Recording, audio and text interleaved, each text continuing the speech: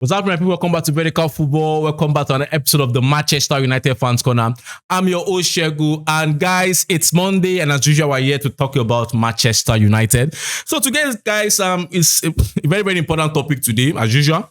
Man United's big issue that we've analyzed for months here has always been the midfield. And we will not always shy away from analyzing any midfield option that comes because, you know, there are different kind of midfielders, obviously, and at different prices, and you also want to just try and analyze the midfielders that have come forth to see which ones should we focus on, right? We've done analysis on midfielders, but I think another name has come up, and this person is not a new person to the Premier League. We know what he can bring. We've seen him in Premier League games, and that person is no other than Sandro Tonali. So a report has come out that Tonali is among the midfielders United is looking at in bringing in the summer. I think it's just normal that we analyze him. So guys, let's jump right into it. As usual, you guys know, people that have been with us for a long time, you know how we go about analyzing our midfielders. We know that first thing we do is to define what we need in the club, right? And second thing is to define what the player brings and then to see if there is a match, right? And if there's no match, we say there's no match. If there is a match, we say there's a match. So guys, let's jump right into it quickly. So we've defined clearly the two types of profiles of midfielders Manchester United needs in their squad. And when we say these two types of midfielders that we need them badly, it's not to discredit the midfielders that are available. It's just to tell you that what these two midfielders can bring, or these two profiles can bring, we don't have them in our team.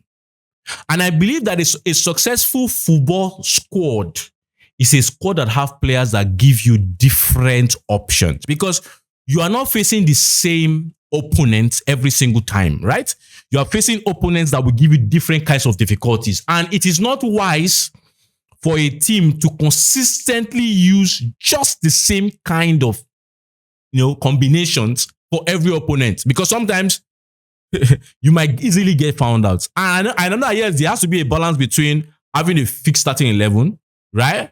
And also, having rotations. But for a squad, it's just normal that you must have different varieties of midfielders, different varieties of defenders, different varieties of attackers, to help you to solve different problems that will arise in the course of a 90 minutes or in the course of a season, right? And so these two profiles we defined are profiles that we don't necessarily have now. We don't have them now in our squad. The first profile we said that Man United needs to get in the summer, if you're ambitious, is the fact that we need a new number 6. Casemiro obviously has announced he's going to be leaving at the end of the season. So that is very, very important.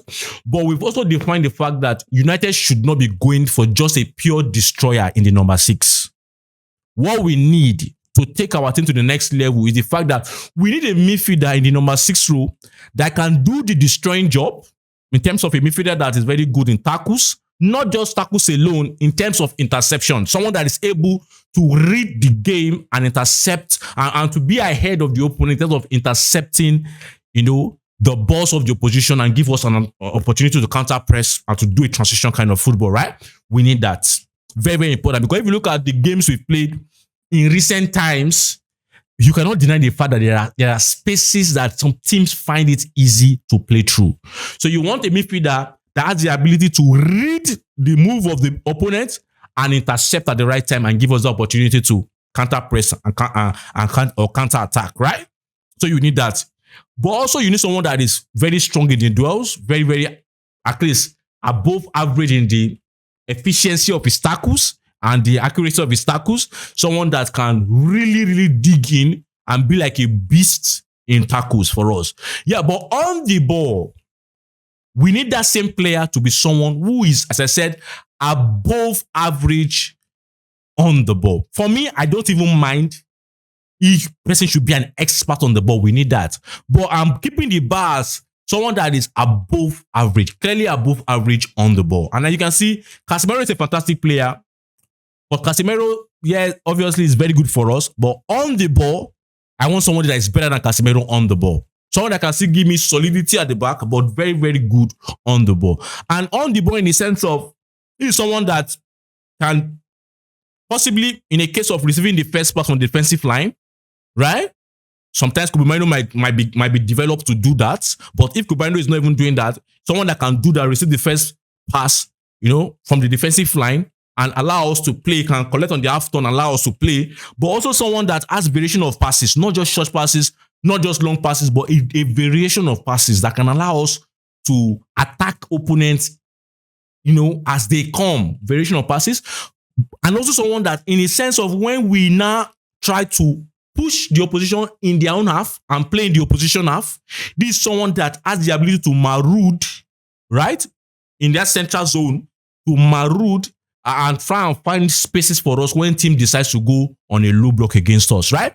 But also somebody that is disciplined enough to form that head of the triangle in case of cases where we lose the ball and the teams want to counter-attack us or counter-press us, to lose the ball on the counter-attack when we lose the ball, someone that is able to form that defensive triangle on the defensive transition to help us to deal with those situations and to recover the ball or to snuff out danger. So I think these are the things we need, and that's why we said we need a number 6, and in my opinion, a modern number 6 that is very, very good defensively and also very, very good on the ball to help us that. So that is that. The second part or profile that we define that we need is a midfielder, that there are two ways of progressing. We said many times that there are two ways of progressing your team and to increase or to take your team from one line of play to the next line of play. One is by doing it with passes, right? You take for the ball, you pass it, you can transit your team from one phase or one line of play to the other line of play.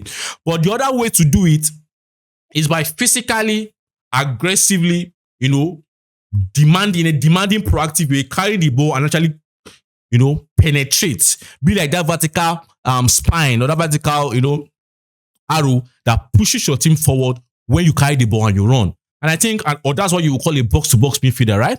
I feel we need that in our team, really. And when you look at these two profiles I've mentioned, the number 6 that is modern defensively and, very good on the ball, that can help us to be that spine of our team, that conductor of our team, and the box-to-box midfielder that, can just take us to another line of play with their penetrative runs, that is a hard worker, that has stamina, that has energy.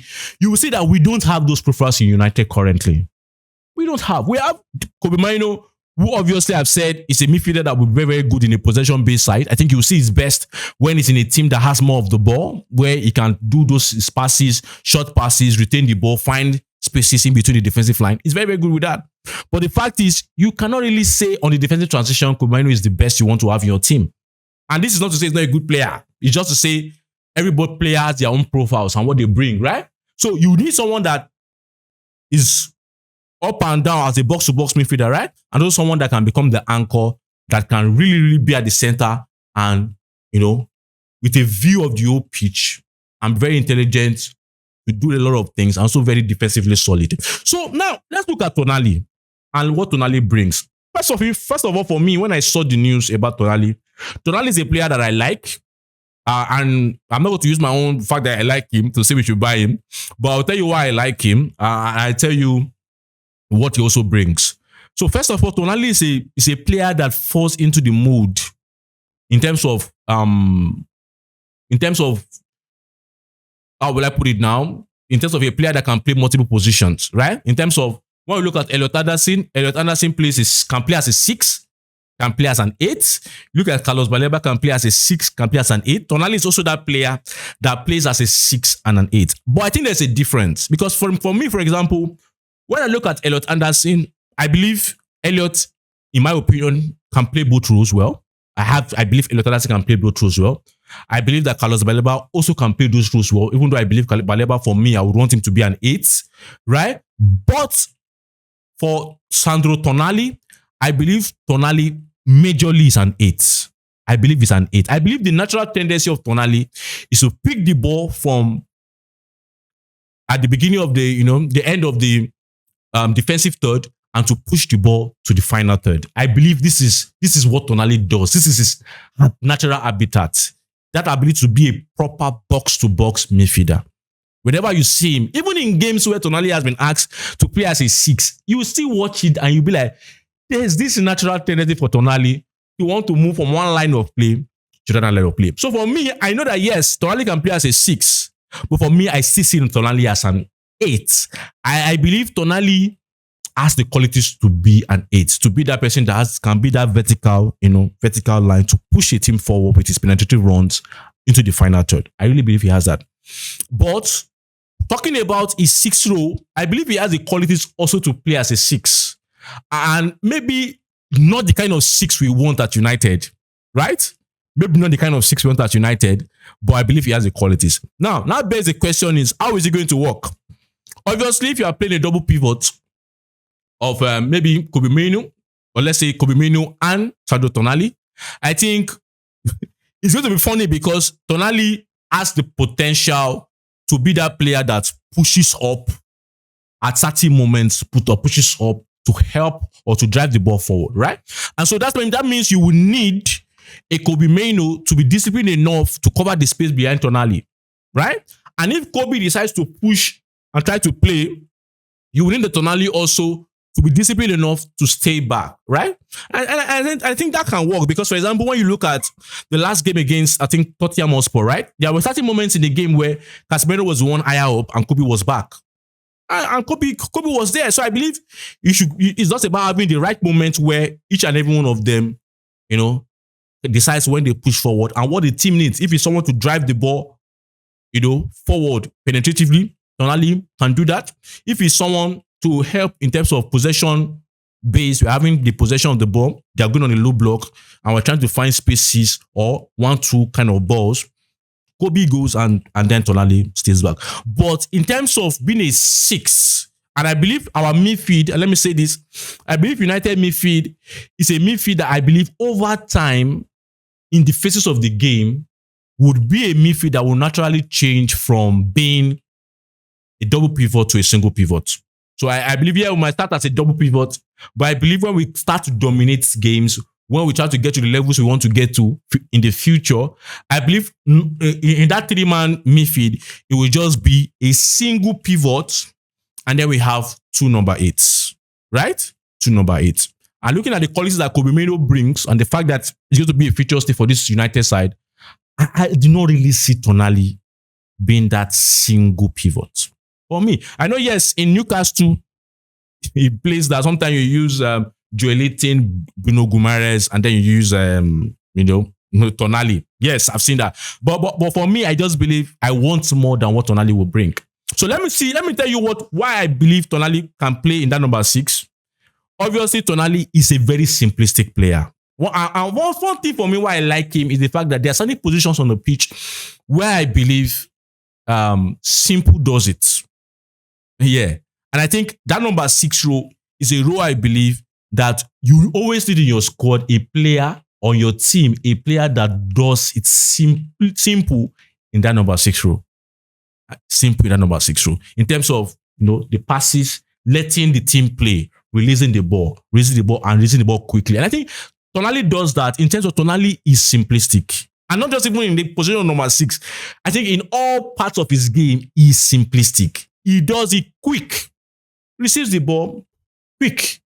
If he's going to even play a diagonal pass, it's going to be quick. Everything about the guy, he makes it quick. And I think it's very, very good because he playing as a 6, for example, it would just be like in terms of releasing the ball quickly, it will be like this guy at Crystal Palace, right? That releases the ball, quick, right? That releases the ball quick. So for me, I believe Tonali would be very good in that side in terms of receiving the ball, maybe a tackle or interception, and then releasing the ball quick. But in terms of tackles and that number 6 rule, I do not really see. Because when I look at the tackles for this season currently, and the fact that Tonali, for a lot of games, has played as a number 6 for Newcastle, the tackles he made, when I checked it, Tonali has the same number of tackles that Amad Diallo has and Mbeumo has. That shows me he's not an eye tackler of the ball. And I know, yes, for me, Newcastle is not a possession-based side. And when I say, okay, because he doesn't really have much work to do. No, they're not that a possession-based side that have on the larger part of the possession, right? So when I say that the fact that he has the same number of tackles than Amad Diallo, Amad is still even understanding because Amad played as a wing back for a lot of the part of the season and was very, very effective there, But the fact is, if you're having the same number of tackles between you and the likes of Umbuemo and Amadialo. And then I for me, he's not a player that I would really see in my own vision of United playing as that single pivot in the number 6. I would not see that. But in terms of releasing the ball quickly, not making a fuss out of it, just release the ball quickly, he'll be good at number 6. Also, now begs the question, because when you look at Tonali and the way he plays, looking at him as that number 6 role, is the fact that he will be good for a team that moves in a transition-based side, right? Because I believe his powers are either he's penetrating or the fact that, you know, his team there are people running ahead of him and he's able to do his passes. But the fact is, when we play a team that plays in the low block, the ability of a number 6 that I said earlier to maraud and find passes and find intricate ways, I did not see Tonali doing that. So that's why for me, that number 6 role, I did not see him. I did not see him there. But in the number 8 role, in terms of being a player to push us forward, I really love that about Tonali's game. And also the fact that, you know, Tonali also is someone that you can pass, someone that has this ability to move into space with his runs now, not passes now, with the runs now, in terms of when you have a Bruno Fernandes that is at one side and, you know, does turns and there's somebody attacking the space with his runs into the box 18. Tonali can do that. I think he scored a goal against us like that, you know, and I think I've seen a lot of games where he's really that very, very good. In terms of his progressive runs, it's not even central into the space alone. It's something that his progressive runs can also be at the right side of the assist zone on the right and at the assist zone on the left. That's the between the lines and the box 18. That space on the right and that's on the left. He has that run. And so for me, it will be really good in the case of if you are playing a double pivot system where one midfielder can side the back and Tonali then can venture to the right, to the left, centrally, and the likes of Bruno can find him with those amazing passes, would be good. Would be good. So, but I think him being, you know, penetrative in terms of runs and loose sides will be very, very good. I think he has that in his game. And obviously, he's a decent guy. I know it's not someone you would depend on for goals. I don't think he has scored any goal in the Premier League this season. But I think in terms of the hard work, the energy, the stamina to push forward, the guy obviously has it. And I think that's one of the things that, you know, we are looking at in this team. With also the fact of that he has a very, very simplistic way of playing the game. And for me, I believe football is best played simple. I believe football is best played simple. And there are certain positions where you want people to play simple. And I think when he plays as a number 6, it's simple. But sometimes, you know, I would want more than what he offers as a number 6 for me, the way I view United. So let's go into another part of the listening. So I think another way Tonali can be able for United is the fact that, you know, I said the ability to push forward. And I think that ability to push forward doesn't just mean in terms of carry the ball forward. It also means because of the energy he has, the stamina he has, sorry, he can also help us in our pressing. I've said it many times that United is not good on the front foot press. We're not good on it. And I think looking at the games we've seen, it's easy for teams to play through our press. It's one of the things that every United fan should understand currently. It's one of the primary weaknesses of our team. And so for me, having a kind of Elliot Anderson, Baleba, Tonali that are high energy is very, very good in terms of they can partner, in terms of you can do a system where your striker presses the two wingers presses in a 3 in front, right? And then you can have a single pivot and then 2 number 8s pressing, right? And that might even be you having like five players, you know, but 3 in front and 2 behind, actually pressing the opponents. But if they are good pressers and high energy guys and they have the good organization, they can win the ball and hit your opponent, right? And I believe having Tonali there, I know there are certain games this season that Casemiro and Bruno did it. I can clearly remember Brighton where they did it and they did it very well, especially in the first half of Brighton. That was the first leg. You know, second leg, the game against Brighton in the FA Cup was nothing to write home about in terms of the pressing. But I think if we have this one like Bruno and Tonali to push up and press, I think it would work well. Maybe not Tonali, but high energy midfielder. But I believe Tonali can actually do that for us in terms of helping us in our press. So I think that would be good. Also, not just even front fruit. I think even in mid-block situations, right?